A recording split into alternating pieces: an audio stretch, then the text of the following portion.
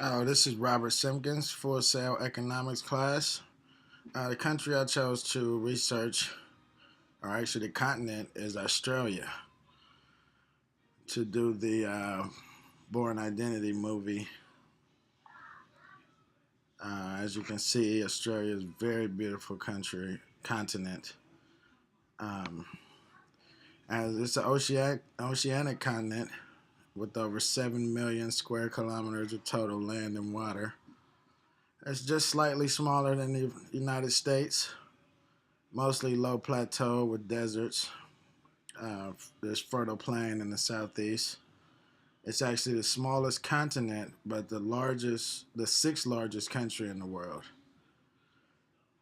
Interesting fact is it is the only continent without glaciers, even though its highest mountain is over 2,000 meters high. The climate there in the north is tropic, but arid to semi-arid temperature in the south and east. There is a risk of cyclones along the coast.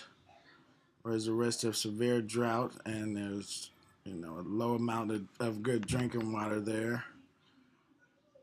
There's forest fires, and there's volcanic activity on the islands. The government structure is a commonwealth. It's a federal parliamentary democracy. Australia gained its independence from the UK in 1901, actually January 1st of 1901. In the 70s, they amended their constitution and has been amended over and over since then to reflect the Aboriginal and Torres people who were thought to be the first people there in Australia, and I believe even on Earth, are the descendants of the first people here on Earth. Their law system is common law based on the English model. There's a federal parliament with the Senate that holds 76 seats and 12 members. Their high court judicially holds 7 justices. The Australian currency is the Australian dollar, which is the 5th most traded currency in the world and accounts for 7.6% of the world's daily share. Here's a picture of the coin dollar with the kangaroos around it, and here's a picture of the actual paper dollar, $100, which has a picture of, I think that's Caesar, not 100% sure. GDP purchasing power is $998 billion, which is 18th in the world. Not bad. Their official exchange rate is $1.488 trillion. Real GDP growth, Australia was 19th in the world in 2013 at 2.5%. As you can see, that's sort of an average, with the exception of 2012 at 3.7%.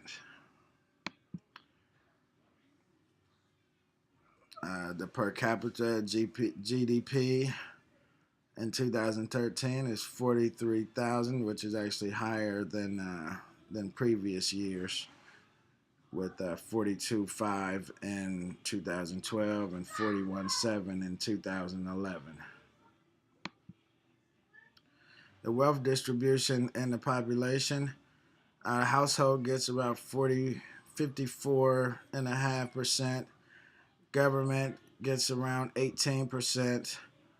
They invest about 27.5%.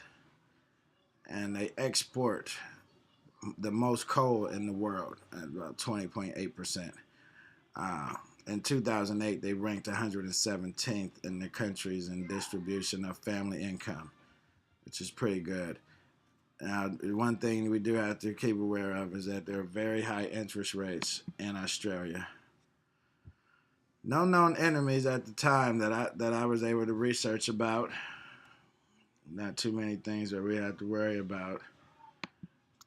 The labor force is very good there in Australia. They have one of the lowest unemployment rates, which is very good. Most of their labor is service labor, and it's about 75% of the total labor force.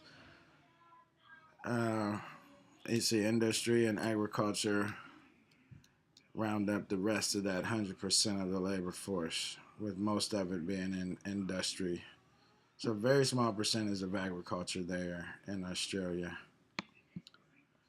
The inflation rate was kind of high this past year at 2.4% and ranked 87th in the world, but they were actually at 1.8% in the previous year of 2012.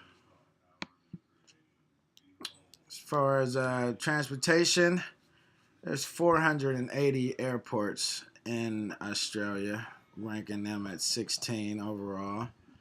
There's one heliport. There's a lot of railroad land. I mean, at 7th in the world. That's a lot of railroad land. Over 38,000 kilometers. Over 823,000 kilometers of roadway, ranking them at 9th. About 2,000 kilometers of waterway, smaller, ranking at 43rd in the world.